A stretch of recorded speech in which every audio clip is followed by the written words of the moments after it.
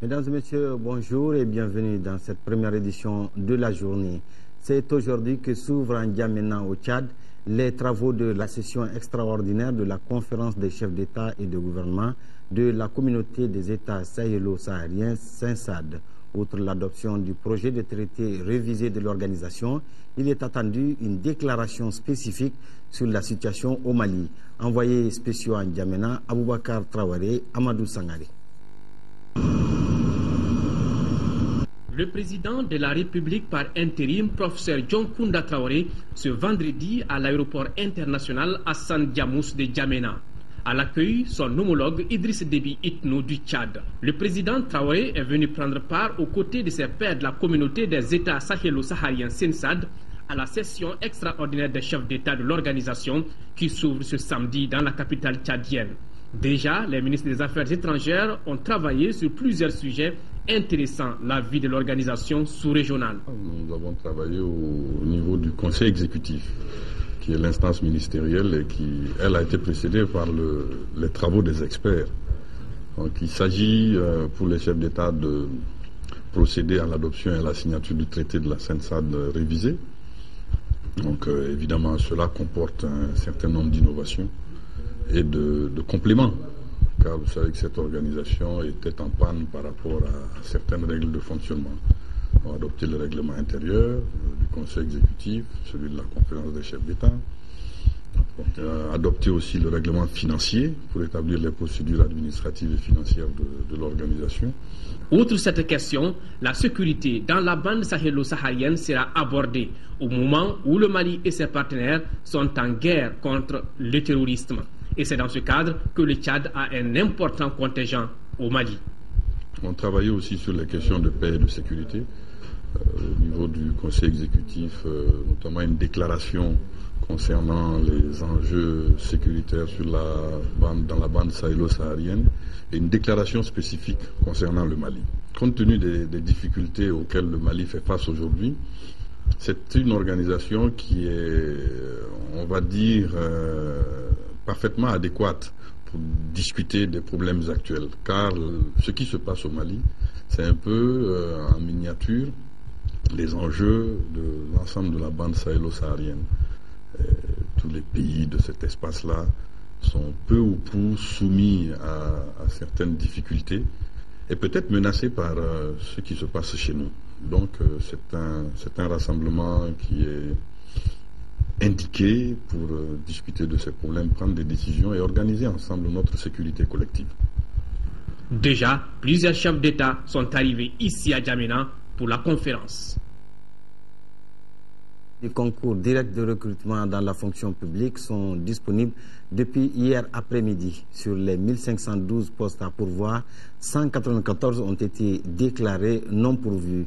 Deux raisons sont évoquées: l'absence sur le marché de certaines spécialités et la faiblesse des moyennes en dessous de 10. C'est la principale information que l'on retient de la conférence de presse organisée par le ministre du Travail, de la fonction publique et des relations avec les institutions.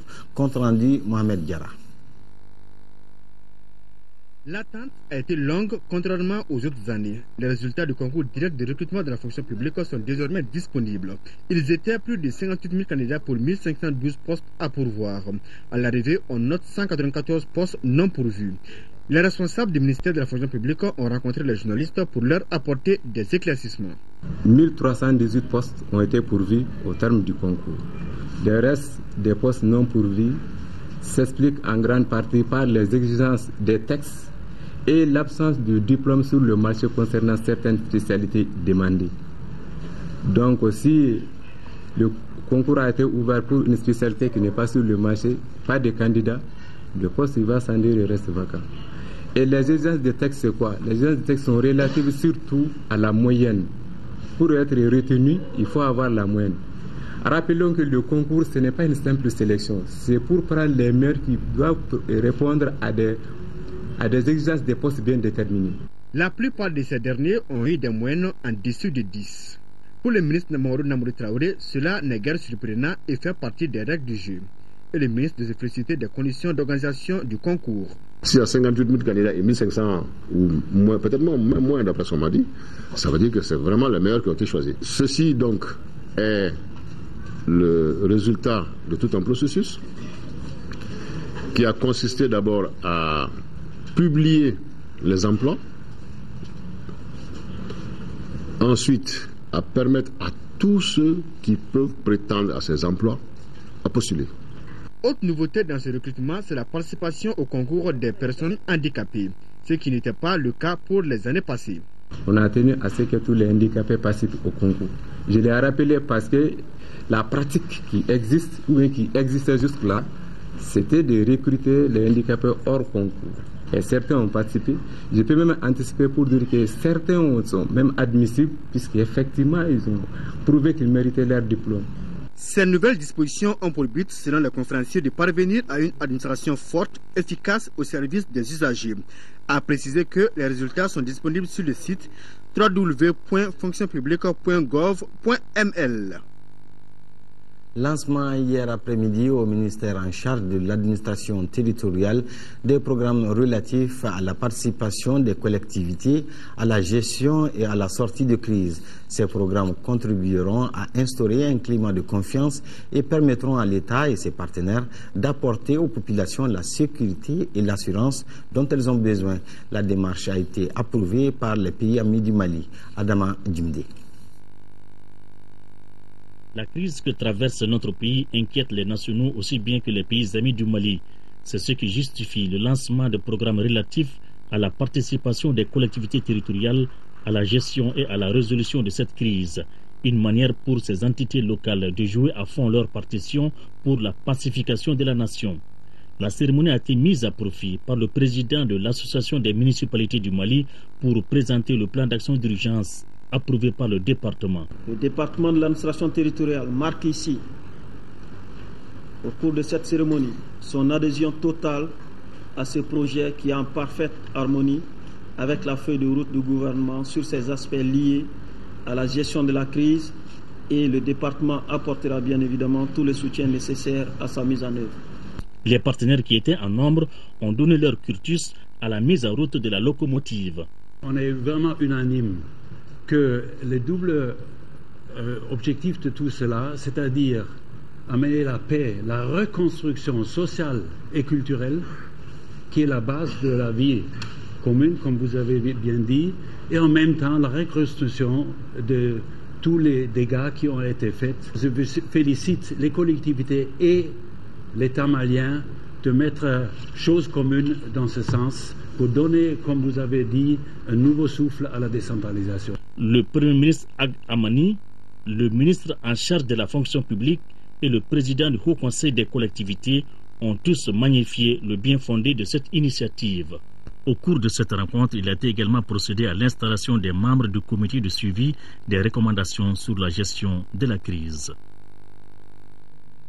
Le CICR a déboursé plus de 830 millions de francs CFA pendant les 10 mois sous occupation pour ravitailler les centrales électriques de Gao, Tombouctou et Kidal et qui ont permis aux populations d'avoir de l'eau potable et de l'électricité pendant cette période.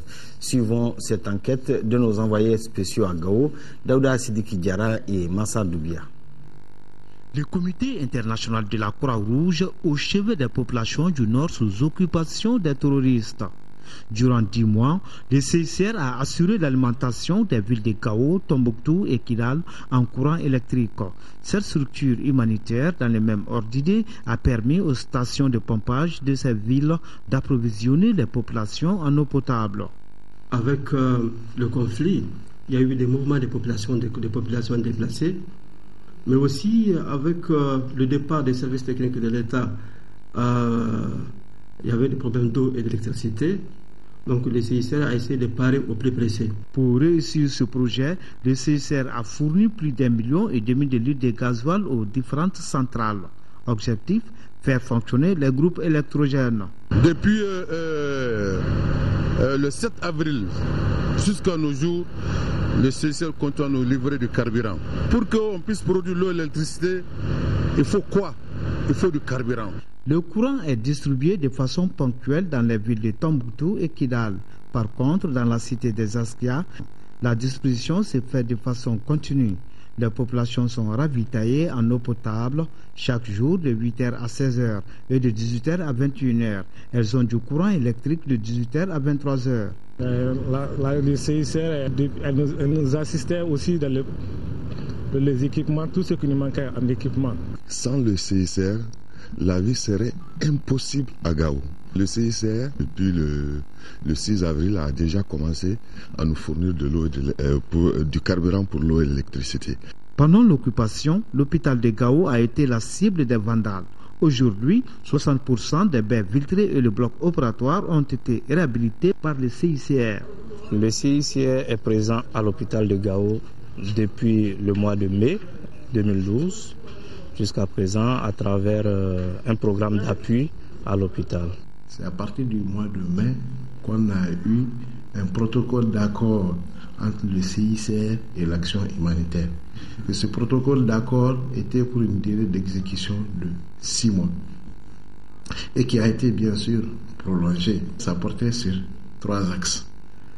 D'abord, l'approvisionnement et la fourniture en intrants et médicaments, la réhabilitation des infrastructures et en troisième lieu, la prise en charge du personnel volontaire. Le CICR assure la gestion des déchets solides et liquides de l'hôpital. À celle-ci, il faut ajouter l'entretien de ces 3 générateurs. Un stock de sécurité de 3000 litres est toujours disponible pour le fonctionnement des groupes électrogènes en cas de coupure d'électricité. Dans le cadre du colloque organisé par la direction du festival sur le Niger, WaterAid a organisé une conférence débat. Cette conférence est axée sur le thème « L'accès à l'eau et à l'assainissement ». Elle devra permettre d'éclairer la lanterne des participants sur les contours juridiques de la problématique de l'eau en temps de crise. Reportage Brahima Kone. L'entreprise portugaise RC Construction et le projet d'appui pour la mise en œuvre du contrat plan avaient vu leur élan brisé par l'attaque de Diabali. Fort heureusement, l'espoir renaît pour la reprise des travaux dans une dizaine de jours. C'est là grâce aux efforts des forces armées de sécurité du Mali et leurs alliés qui ont permis de traquer les djihadistes pour rendre les lieux plus sécurisés pour nos entreprises. Le chantier doit reprendre dans une dizaine de jours. Et la reprise du chantier va nécessiter beaucoup de mouvements d'engins, beaucoup de déplacements des cadres expatriés. Et donc nous étions là pour discuter avec le commandement militaire pour voir les conditions sécuritaires, prendre les consignes et aussi donner les préoccupations par rapport aux exigences du chantier. Les entreprises se disent satisfaites du renforcement du dispositif sécuritaire entrepris par les chefs militaires du Fiso Ouest. Comme nous avons notre base sociale à Marcala, nous avons de traverser tous les jours le pont. Nous avons venu ici à parler avec le commandant pour demander que ce passage soit facilité par les militaires. Nous ont présenté une solution que pour nous c'est très raisonnable. Et nous sommes contents avec Les travaux dont la reprise se négocie dans un climat de quiétude après la période de turbulence dans le secteur de Diabali concernent l'aménagement de 2500 hectares à Bewani et la construction d'un grand collecteur à Nyono. Vous avez compris, c'était là donc la reprise des travaux Fuso Ouest à Ségou. Sport football, le week-end sera marqué en Afrique par les compétitions africaines des clubs. Nom de représentants, l'Union sportive de Bougouni et les 11 créateurs de Nyarila seront également sur le terrain. Aujourd'hui, les 11 créateurs feront leur première sortie continentale face au Stella Club d'Abidjan au compte des matchs allés du tour préliminaire de la Coupe CAF Al-Jumatina. Finalistes de la Coupe du Mali en 2012, les 11 créateurs représentent pour la première fois de leur histoire le Mali en Coupe de la Confédération.